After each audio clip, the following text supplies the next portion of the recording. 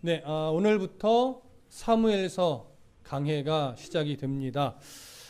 사무엘서는 기본적으로 사무엘상과 사무엘하로 구분되어 있습니다. 그런데 이 사무엘서가 기록된 권위 있는 사본 중에 하나가 어떤 사본이냐면 사해사본이라는 게 있습니다.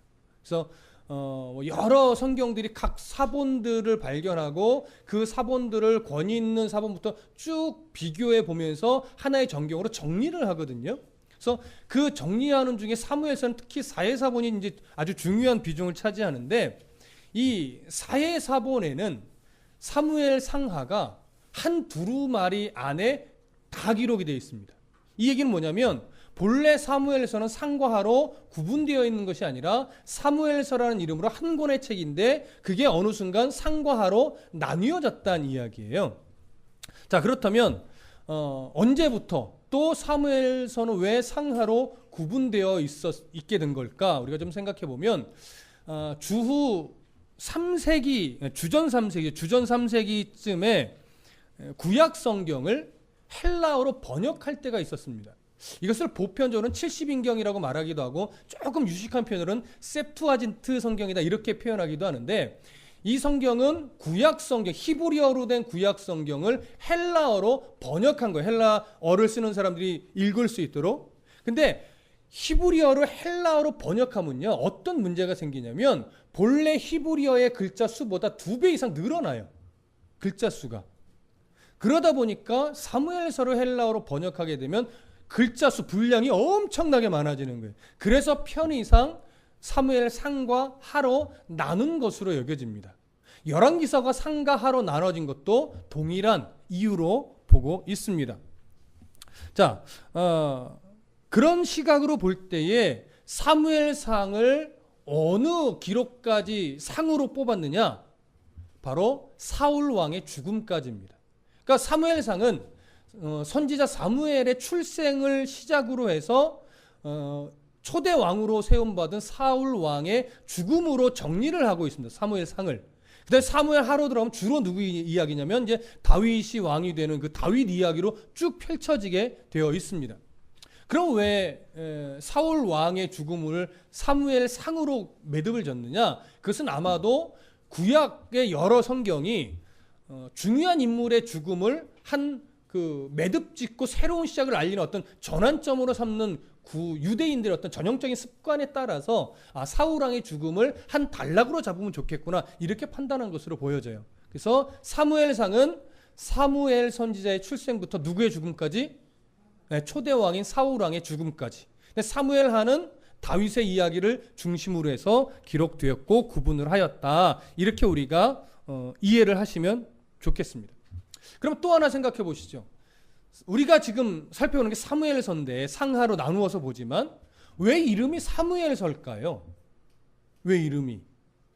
보편적으로 사무엘서, 무슨 서 아니면 성경에 제목을 붙일 때는 두 가지의 근거에 따라 붙여요.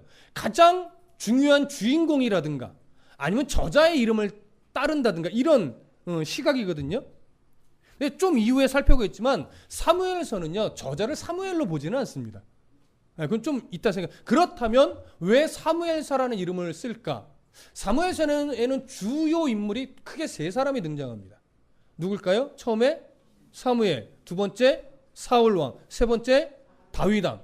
그럼 요 사무엘, 사울, 다윗 하면 여러분들의 귀에 먼저 확 빨려 들어온 이름이 누구의 이름일까요?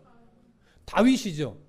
그렇다면 사실 사무엘이 저자가 아니라면 다윗서 이렇게 하는 게 오히려 더 적당할 수도 있어요. 근데 왜 사무엘서일까요? 정확한 이유는 알 수 없습니다. 처음부터 사무엘서였다라고 보기도 좀 어렵긴 합니다. 아마 좀 후에 이 이름을 사무엘서라고 하는 게 좋겠다라고 후대 사람들이 붙인 것으로 보는데, 아마도 다윗이 중심 인물이긴 하나 사무엘 선지자가 사사시대를, 그러니까 신정정치의 어떤 체계를 마무리하고 왕정시대를 여는 인물로서 하나님의 선택을 받았고 사울왕을 기름 부어 세웠고 다윗왕을 기름 부어 세우는 그 아주 중요한 역할을 감당했었기 때문에 그 역할의 중요성을 인정하여서 사무엘서로 이름을 붙인 것으로 여기고 있습니다. 우리도 그 정도만 이해해도 충분할 것으로 보여집니다. 그럼 좀 전에 우리가 사무엘서의 저자는 사무엘이 아니다라고 말씀을 드렸는데 사실 탈무드 같은 데서는 사무엘서의 저자를 사무엘로 보고는 있습니다. 그 보편적으로 우리는 선입견으로 사무엘서의 저자는 당연히 사무엘일 것이라고 우리가 선입견을 갖기도 합니다. 근데 문제가 뭐가 있냐면 사무엘이라고 하는 이 사무엘의 흔적들이 사무엘상 15장이면 이제 더 이상 안 나와요. 그리고 언제 한번 나오냐면 사무엘서가 31장까지 있는데 25장에서 사무엘이 죽었다라고 하는 기록으로 사무엘은 마무리가 돼요. 그 이후에 사무엘이 죽은 이후의 내용도 다윗 시대까지 쭉 기록이 되어 있습니다. 그러니까 이 얘기는 뭐냐면 사무엘서의 저자가 사무엘이 전체를 썼다라고 보기 어려운 이유예요. 왜? 사무엘이 죽음 이후의 기록까지도 한참 기록하고 있기 때문에. 자, 그렇다면 사무엘서의 저자가 사무엘일 가능성이 희박해진다면 누가 저자일까? 이런 이제 의문점이 남는 거예요. 그러다 보니까 어떤 주장도 있냐면 사무엘과 그 다음에 나단 선지자와 선견자 갓이라고 하는 인물이 이 시대의 동시대 인물인데 이 세 사람이 아마 함께 썼을 것이다. 내지는 이 사람의 글들을 누군가가 편집했을 것이다. 뭐 이런 식의 이제 이해가 생기게 되는 겁니다. 왜? 사무엘을 메인 저자로 보기가 어려우니까. 그렇다면 어떻게 바라보는 것이 이 누가 썼다라고 바라보는 것이 조금 더 건강한 이해일까? 우리가 그 부분을 좀 찾아봐야 되는데 먼저 역대상으로 한번 가볼게요. 사무엘상하 다음에 역대상, 사무엘상하 열왕기상하 다음에 보면 역대상 29장.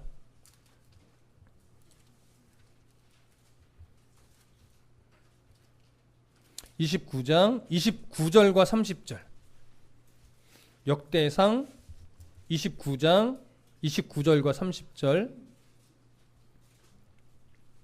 자, 함께 읽어보겠습니다. 29절 30절 시작. 다윗 왕의 행적은 처음부터 끝까지 선견자 사무엘의 글과 선지자 나단의 글과 선견자 갓의 글에 다 기록되고 또 그의 왕된 일과 그의 권세와 그와 이스라엘과 온 세상 모든 나라의 지난 날의 역사가 다 기록되어 있느니라. 네, 여기 보시면 다윗 왕의 행적, 다윗 왕의 행적이라는 것은요, 앞에 사울은 빼고 이런 의미는 아니에요. 다윗까지의 여러 왕정 시대를 여는 여러 기록들이 사실은 다 포함이 되는데 이런 내용들이 누구의 글에 다 있대요? 사무엘의 글에도 있고 또 나단 선지자의 글에도 있고 또 선견자 갓의 글에도 있다라고 하는 얘기예요. 이것을 근거로 해서 볼 때 분명히 이들의 글이 편집됐거나 아니면 이들의 글을 충분히 소화한 익명의 선지자가 썼을 가능성이 가장 많게 되는 거예요. 그러니까 일단 우리가 전제 하나는 확실해요. 사무엘 상하 전체의 저자일 수는 없다라고 하는 게 일단은 명확해졌어요. 그렇다고 해서 사무엘과 갓과 또 나단이 함께 모여서 썼다 이렇게 보기도 매우 어렵습니다.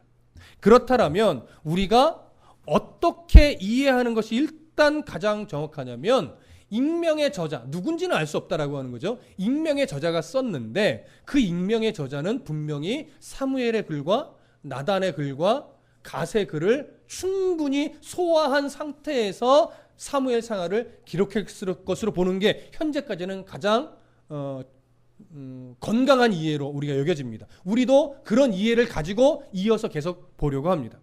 자, 그러면 이 저자의 글은요, 또 무엇과도 우리가 조금 더 이해를 하면서 바라봐야 되냐면 언제 썼을까?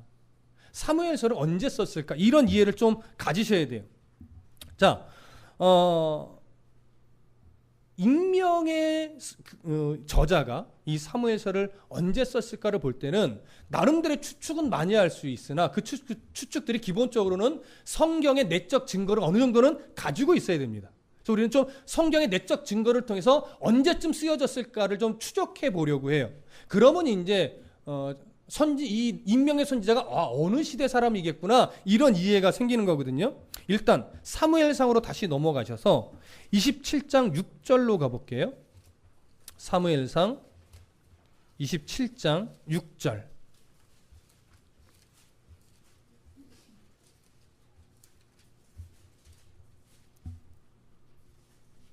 사무엘상 27장 6절. 자, 함께 읽어보겠습니다. 시작. 아기스가 그날에 시글락을 그에게 주었으므로 시글락이 오늘까지 유다 왕에게 속하니라. 자, 저를 보세요. 이제 지금 이 한 절을 읽었는데 이 글을 딱 여러분 볼 때 최소한 어느 시대 이후겠구나, 이게 딱 떠올라야 돼요. 어느 시대 이후일까요? 이 글을 딱 참고해 볼 때 드러나는 것. 어느 시대?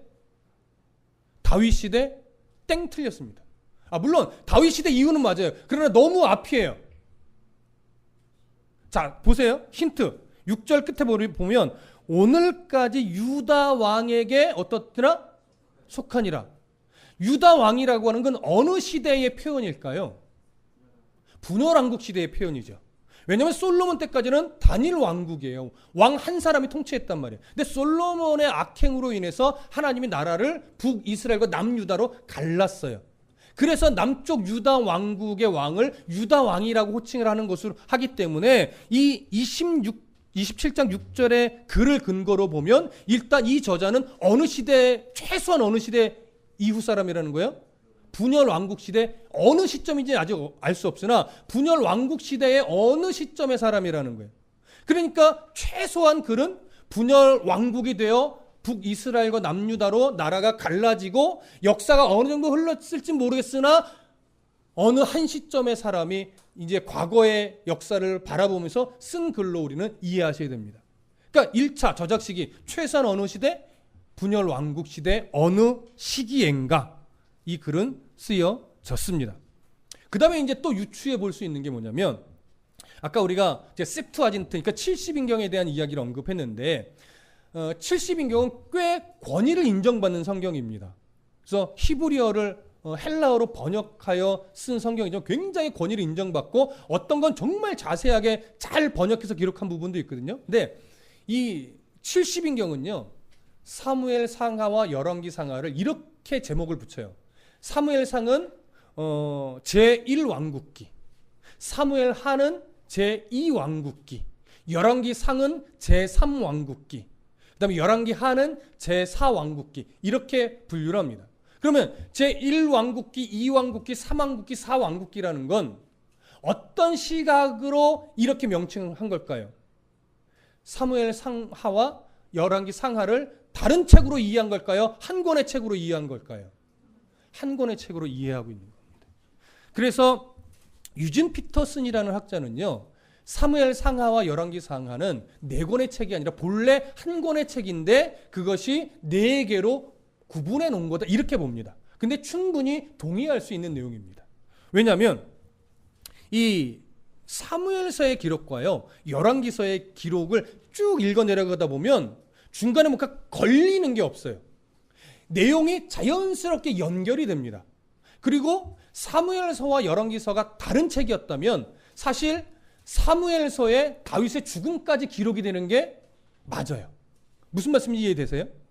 그런데 사무엘서의 죽음은 다윗의 죽음은 사무엘서에 있지 않고 열왕기서에 있어요. 그 얘기는 뭐예요? 사무엘서와 열왕기서는 지금 이어지고 있는 내용이다 이렇게 보게 되는 거죠. 이런 여러 가지 정황들을 볼 때 사실은 사무엘서와 열왕기서는 한 사람의 저작일 가능성이 훨씬 더 많습니다. 이해되시죠? 저는 이 견해에 사실은 동의를 하고 있습니다. 자, 그렇다면 사무엘서와 열왕기서가 한 사람의 저작이라면 우리는 어느 시대 이후로 봐야 되냐면 열왕기서의 끝의 역사 기록까지 확인을 하고서 그 이후 어느 시대인가 썼을 것으로 이해를 해야 돼요. 무슨 말씀 이해되시죠? 자, 그렇다면 우리가 이제 힌트를 찾아가 보셔야 돼요. 열왕기서 마지막 장으로 한번 가볼게요. 열왕기 하 마지막 장 25장입니다. 열왕기 하 25장 27절부터 30절까지 열왕기 하 25장 27절부터 30절까지 자, 함께 읽어봅니다. 시작. 유다의 왕 여호야긴이 사로잡혀 간 지 37년 곧 바벨론의 왕 에월무로닥이 즉위한 원년 12월 그달 27일에 유다의 왕 여호야긴을 옥에서 내놓아 그 머리를 들게 하고 그에게 좋게 말하고 그의 지위를 바벨론에 그와 함께 있는 모든 왕의 지위보다 높이고 그 죄수의 의복을 벗게 하고 그의 일평생에 항상 왕의 앞에서 양식을 먹게 하였고 그가 쓸 것은 날마다 왕에게서 받는 양식이 있어서 종신토록 끊이지 아니하였더라. 자, 이 기록을 보면 유다의 왕 누가 등장해요? 여호야긴이 등장해요.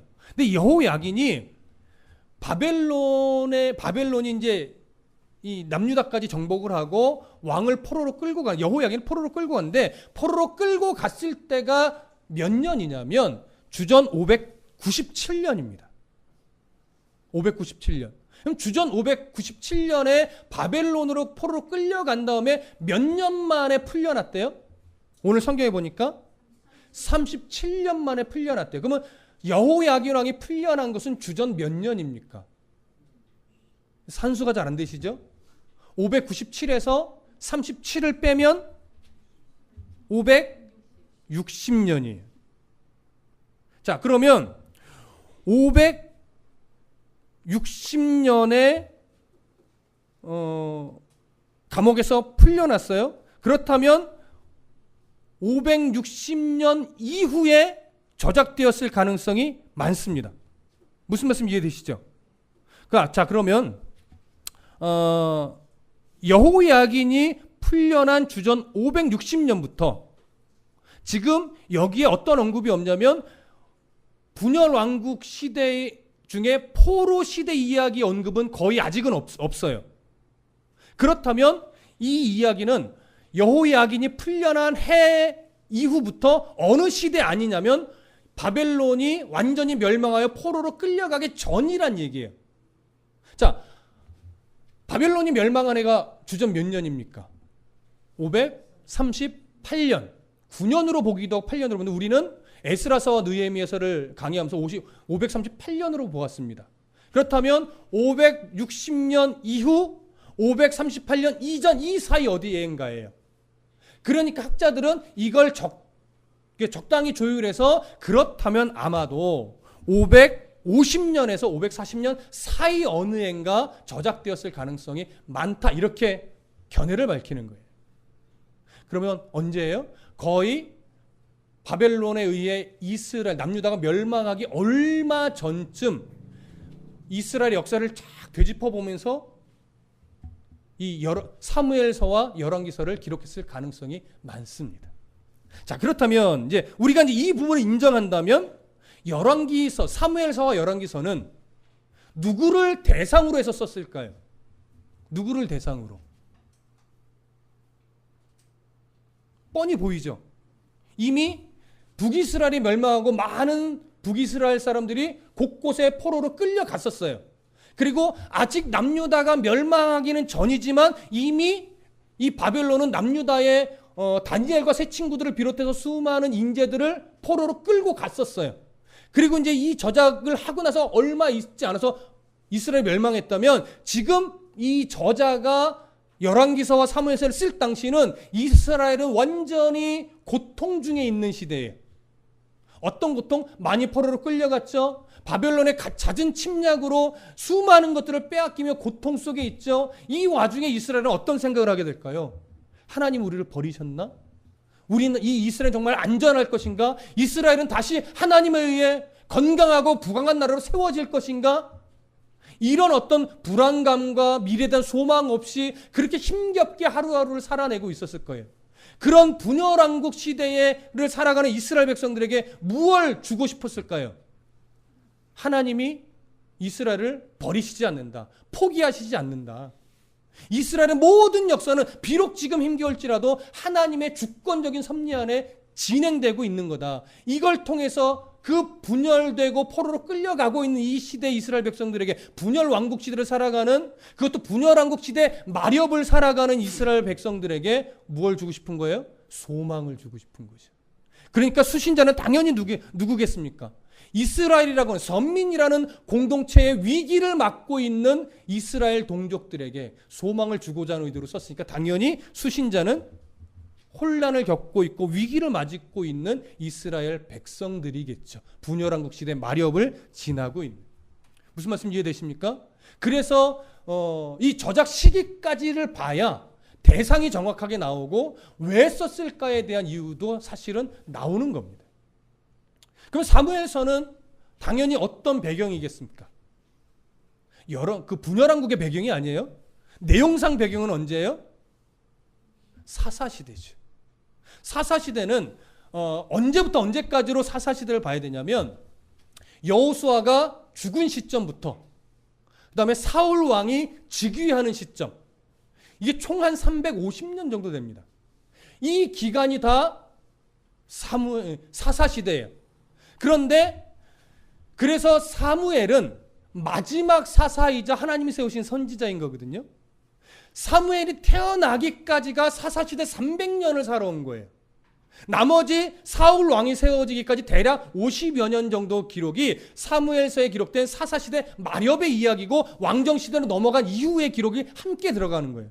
그러니까 사무엘서는 어떻게 보면 사사시대 마렵과 왕정시대 초입이 같이 기록된 책이라고도 우리가 볼 수 있는 거죠. 그렇다면 보십시오. 사무엘서의 시대적 배경은요, 결국은 사사시대 마렵의 상황으로 이해를 하셔야 되는 거예요. 그렇다면 일단 여호수아 시대부터 한번 가보십시다. 여호수아 시대는 하나님께서 약속의 땅으로 결국 이스라엘을 들여보내셨고, 여호수아는 아간의 그 불순종만 빼면 정말 대부분의 기록이 다 긍정적인 기록이에요. 여호수아가 하나님의 뜻에 따라 약속의 땅, 가나안 땅에 있는 왕들과 주력 부대들을 다 믿음으로 주님의 인도함을 따라 격파해내는 너무나 멋진 장입니다. 그래서 여호수아의 기록만 보면 정말 이제는 약속의 땅에서 이스라엘이 번성하는 일만 남았겠구나, 이런 소망을 갖게 되지만 막상 여호수아가 죽고 사사시대로 딱 들어가면서 각 땅의 분배를 받은 12지파는 그 땅에 이제 정착을 위한 아주 본격적인 정복 전쟁을 펼치면서 사사시대로 들어갔는데, 그 사사시대는 어떤 내용으로 가득 차 있어요? 결국 하나님의 뜻에 온전히 순종하지 못하고 가나안의 우상들과 가나안의 이방 사람들과 언약을 맺고 때로는 결혼을 하고 그들의 우상을 받아들이고 하나님을 뒷전에 두고 이방 신을 섬기는 어그러진 일들만 가득 찬 거예요. 그것이 한 300년을 흘러가는 겁니다. 300년의 그 어그러진 역사 속에서 하나님은 어떻게 보면 인간적인 시선으로 보면 이스라엘 백성들을 향해 진절머리가 날 만도 해요. 근데 하나님은 사사기를 우리가 쭉 훑어보지만 그 진절머리 나는 역사 속에 한 번도 이스라엘을 버리려고 마음먹으신 적이 없었습니다. 그때마다 이스라엘을 사랑함으로 징계했고, 그러나 부르짖으면 또 사사를 세워서 살려내셨고, 이런 거예요. 그러나 사사시대 전체를 요약하면서 사사기 마지막의 두 에피소드는 제사장의 총체적 타락, 종교 지도자들의 타락, 거기다가 백성들 개인의 타락, 그 다음에 정치적인 타락까지 아주 적나라하게 보여줍니다. 미가의 제사장 이야기에서부터 한 레위 사람의 이야기까지. 우리는 그 미가의 이야기와 한 제사장의 이야기를, 레위 사람의 이야기를 통해서 정말 이거 하나님이 이스라엘 정말 버려도 아무 말 할 수 없는데 이런 이스라엘을 지켜내셨던 거구나, 버리지 않으셨던 거구나, 그 큰 은혜를 확인했었습니다. 근데 지금 사무엘서는요, 그런 사사시대에 자기 소견에 오른 대로 하나님을 왕으로 섬기지 않고 자기 소견에 오른 대로 함부로 막 살던 그 시대의 마렵이에요. 그래 보십시오. 이 사사기 마렵인 이 시대에 종교적으로, 신앙적으로 건강한 모습이 뭐가 남아있을까요? 하나도 없습니다. 그래서 사무엘 선지자가 태어나기 전까지의 이 시대는요, 뭐가 희귀한 시대냐면 말씀이 희귀한 시대예요. 성령의 역사가 거의 나타나지 않던 시대예요.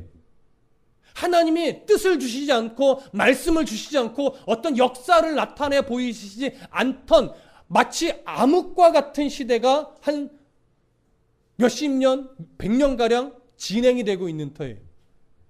그렇게 마치 이스라엘은 죽은 시대처럼 변해가고 있었습니다. 그러나 하나님은 그런 이스라엘을 그냥 내버려 두실까요? 두시지 않죠. 그래서 하나님께서 뜻을 두시고 누구를 세워가냐면 사무엘의 출생을 하나님이 작정하셨고 한 가정을 선택하여 사무엘을 주셨고 그 사무엘을 통하여 이제 왕을 세워가면서 하나님은 이스라엘의 체제를 하나님을 왕으로 섬기지 않는 그들에게 이제 하나님을 바라보게 할 수 있는 왕을 세워주시는 왕정시대로 이스라엘 역사를 바꾸어 가십니다. 그 사사시대에서 왕정시대로 변해가는 과정에 하나님이 어떤 섭리를 통해서 어떻게 이끌어내셨는가에 대한 기록이 바로 사무엘서입니다. 우리는 그 사무엘서를 앞으로 바라볼 겁니다. 근데 그 사무엘 시대에 가장 위협이 되고 있던 이방 족속이 누구입니까? 바로 블레셋이죠. 근데 블레셋은 누구의 이야기에 가장 잘 드러나고 있어요? 삼손의 이야기에 가장 잘 드러나고 있죠. 근데 삼손 때 삼손은 그 막강한 힘을 하나님이 주셨지만 블레셋 사람과 제대로 싸운 적 없었습니다. 한 번도 사사의 위치에서 싸운 적도 없었습니다. 늘 자기의 개인적인 복수심을 따라 블레셋과 싸웠고 하나님은 그런 삼손을 이용해서 블레셋과 싸워서 그들을 죽이는 일에는 사용을 하셨으나 삼손 자체는 사사로서 부름받은 자기의 역할에 최선을 다한 적은 한 번도 없었던 안타까운 사실까지 우리가 보았었습니다. 그때 블레셋과 제대로 싸워내지 못하니까 또 단지파는 아모리 족속, 블레셋이 속해 있는 아모리 족속과 싸우기를 겁내고 어디로 도망갔어요? 자기 땅 버리고 북쪽으로 갔죠. 그래서 북쪽에서 누구 땅을 점령했어요? 라이스 땅을 점령해서 그곳 이름을 단이라고 붙였죠. 그래서 우리가 단에서부터 부엘세바까지라는 이 표현이 이스라엘의 가장 북쪽에서 가장 남쪽까지의 의미를 담고 있지만 거기서 말하는 단은 자기 땅 버리고 쉬운 땅 정복한 그 어그러진 역사가 고스란히 담겨 있는 표현이에요. 그래서 단에서부터 부엘세바까지 하면 사실은 좀 부끄러운 표현이라고 우리는 좀 생각하실 필요는 있습니다. 자, 그렇게 해서 사사시대의 역사가 기록이 되는데 이 사사 시대의 블레셋 사람을 제대로 싸우지 못한 결과 사무엘 시대를 넘어서 사무엘 시대의 블레셋은 이스라엘을 가장 위협하는 족속이었고 거기다가 언약궤까지 뺏어간 그런 족속으로 기록에 남게 됩니다. 무슨 말씀 이해되시죠? 자, 그렇다면 앞에서 살펴봤잖아요. 이런 배경을 가지고 시작하는 것이 사무엘서인데 사무엘서의 기록 목적은 무엇일지 조금만 더 살펴봅시다. 앞에서 잠깐 언급은 했지만 기본적으로 사무엘서는 이스라엘 왕국이 어떻게 설립하게 됐는가 그 배경을 다루면서 그 과정과 그 발전의 내용을 보여주는데 왜 하나님이 이스라엘의 왕정시대를 세워갔고 어떤 과정을 통해서 왜 세웠는지 그 내용을 보여주기 위한 1차적인 목적이 있습니다. 근데 두 번째, 하나님께서 세우려고 작정하셨던 다윗 왕, 이후는 솔로몬도 있지만 다윗 왕의 왕권, 그 왕권이 정당하다, 왕권이 합법성을 가지고 있다, 이것을 보여주려고 하는 이유예요. 자, 이제 이 부분을 잘 이해하셔야 되는데 이런 질문을 할 수 있어요. 그럼 사울 왕은 뭡니까? 이런 질문을 할 수 있잖아요. 그렇죠? 질문 하나 던져볼까요? 다윗은 사울 왕의 왕권을 계승한 인물일까요? 계승한 인물이 아닐까요? 아닌가요? 아니죠. 왜냐하면 사울 왕의 왕권은 합법적으로 누가 계승해야 되냐면 그의 아들 이스보셋이 계승해야 됩니다. 그래서 사실은 사무엘서나 여러 것을 쭉 흘러가다 보면 사울 왕의 그 왕권을 이스보셋이 사실은 계승을 한번 해요. 근데 그 왕권이 오래가지 못하죠. 누구 때문에? 다윗 때문에. 다윗이 말하자면 구테타를 일으킨 거나 마찬가지예요. 그래서 무력으로 사울이 죽고 나서 사울 왕가의 왕권을 밀어내고 자기가 왕이 된 겁니다. 그러나 그런 이면적인 어떤 외면적인 내용만 보면 다윗이 참 나쁜 왕일 수 있어요. 그러나 본래 사울 왕이 왕으로 세움받을 때 하나님이 작정하신 왕이었나요?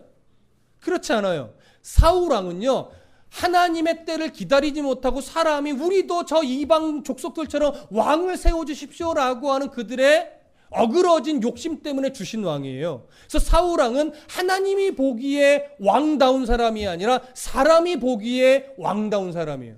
나중에 우리가 확인을 하겠지만 사울 왕은요, 키도 컸어요. 사울 왕은요, 얼굴도 잘생겼어요. 사울 왕은요, 나름 이런 지식적인 면도 꽤 좋았어요. 이건 무엇을 이야기하는 거냐면, 당시에 한 나라의 왕이라면 키는 저 정도 돼야 되고 외모는 저 정도 돼야 되고 지식적인 수준은 저 정도 돼야 된다라고 하는 그 당시에 어떤 기준이 있었어요. 그 사람이 정해놓은 기준에 딱 맞는 사람이 누구였냐면 사울이었어요. 그러니까 사울은 하나님 보시기에 합한 왕이 아니라 누구 보기에 합한 왕? 사람이 보기에 합한 왕이에요. 그래서 그들이 원하니까 하나님이 허락해서 세워주긴 했으나, 사무엘 선지자를 통해서 무슨 얘기를 합니까? 너희들이 원해서 너희들이 세운 왕이지만 아마 그것으로 인해서 너희들이 분명히 뭘 당할 것이다? 어려움을 당할 것이다. 분명하게 이야기를 해줍니다. 그래서 실제로 사울왕은 하나님을 전혀 드러내지 않고 비참하게 죽음을 맞이한 인물이에요. 하나님이 세운 왕이 아닙니다. 그래서 이런 거죠. 봐라, 너희들이 내 뜻을 따르지 않고 너희들의 시선과 너희들의 기준을 갖고 너희들이 세운 왕의 내용과 결과를 봐라 이거죠. 어떻게 되는가. 그래서 그 결과는 결코 아름답지도 않았고 하나님을 드러내지도 못했고 이스라엘을 강하게 만들지도 못했습니다. 그래서 하나님이 이제는 사울와의 왕권이 무너지고 나서 누구를 세워요? 다윗을 세우면서 이제는 보라 이거죠. 내가 세운 왕을 내가 다듬어 갈 때 이스라엘이 어떻게 되는가 보라 이거예요. 그러니까 무엇에 대한 합법성이 생기는 거예요? 다윗 왕은 사람의 기준으로 세워진 왕이 아니라 하나님의 뜻에 따라 세워진 왕으로서의 적합하다라고 하는 것을 그렇게 비교하며 보여주는 거예요. 사람이 세운 왕권에 잘못되고 부족한 점을 놓고 하나님 세우신 왕과 비교하면서 봐라, 어떤 왕이 하나님 보실 때 정말 적합한 왕이냐라고 하는 것이죠. 그런 시각으로 본다면 사울 왕은 사실은 왕권으로서는 적합하지 않아요. 다윗이 하나님 세운 왕으로서 합법적이고 정당성을 가지고 있는 왕권이라는 것이 보여지는 거죠. 그 다윗 왕권의 합법성과 정당성을 그렇게 드러내어 보여주고 있는 책이 사무엘서라고도 말할 수 있는 겁니다. 그런 차원에서 볼 때 다윗은 사울 왕의 왕권을 계승한 자가 아닙니다.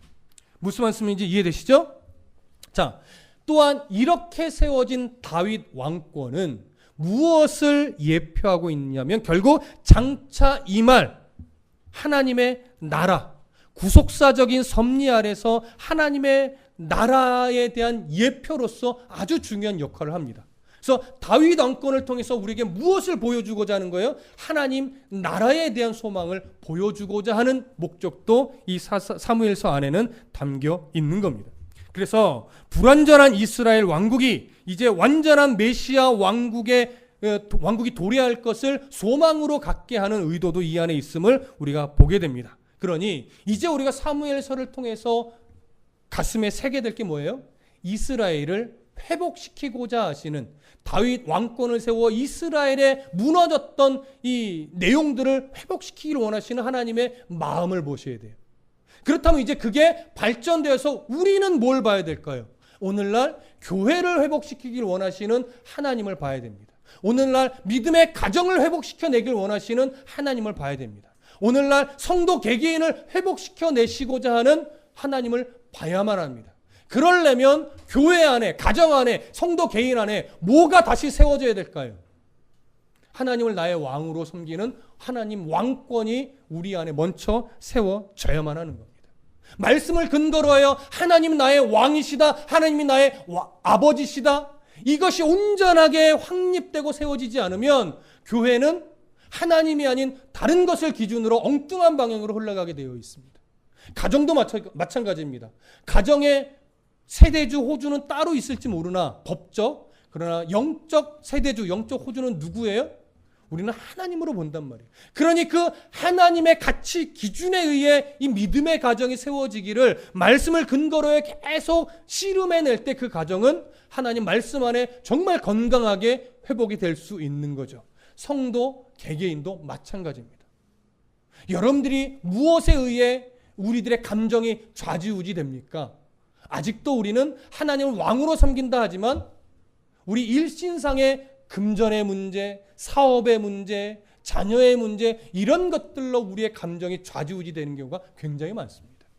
그것이 안 돼, 그렇게 되면 안 된다 이것이 아니라 그럼에도 불구하고 우리는 하나님이 나의 왕이시고 하나님이 나의 아버지시기 때문에 우리가 살아가는 삶의 어떤 중심까지 흔들리면 그건 안 되는 거예요. 그래서 왜 믿음의 백성들이 말하자면 극단적인 선택을 하면 안 되느냐? 나의 주인이 하나님이시기 때문에. 나의 주인이 나라면 살기 싫으면 안 사는 거예요. 내가 주인이면. 내가 주인이고 내가 살기 싫은데 뭐 까짓 거. 그렇죠? 그러나 그건 그리스도인은 착각입니다. 그리스도인은 나의 주인이 누구예요? 내가 아니에요. 하나님이에요. 그렇기 때문에 나의 인생의 목적지도 내가 원하는 것이 인생의 목적지가 되면 안 돼요. 누가 원하시는 것? 하나님이 내게 원하시는 게 인생의 최종 목적지가 돼요. 그래서 그걸 바라보고 달려가니까 좌로도 우로도 치우칠 여유가 없는 거예요. 그게 복된 거죠. 근데 내가 주인이면요, 이렇게 가다가 이게 아닌가 봐요 하고 또 오른쪽으로 갔다가 이렇게 가다 보니까 이게 아닌가 봐요 또 왼쪽으로 갔다가 이렇게 자꾸 좌로 치우쳤다가 우로 치우치는 그런 인생이 되게 되는 겁니다. 다 누가 왕이 아니어서 하나님이 내 인생의 왕이 아니시기 때문에 그렇습니다. 그래서 하나님은 사무엘서를 통해서 우리에게 다시 한번 물어봅니다. 너의 왕권은 너냐 아니면 하나님이시냐? 세워가십시오. 하나님을 왕으로, 하나님을 아버지로, 하나님을 나의 주인으로 다시 한번 명확하게 여러분들이 세워가는 씨름을 할 때 우리의 교회는, 우리의 가정은, 또 성도 개개인은 정말 멋진 성도로, 정말 아름다운 믿음의 가정으로 하나님이 세워가신 정말 아름다운 교회로 온전히 세워질 줄로 믿습니다. 이 회복의 은혜가 저와 여러분들의 가정에 충만해지기를 간절히 소망합니다.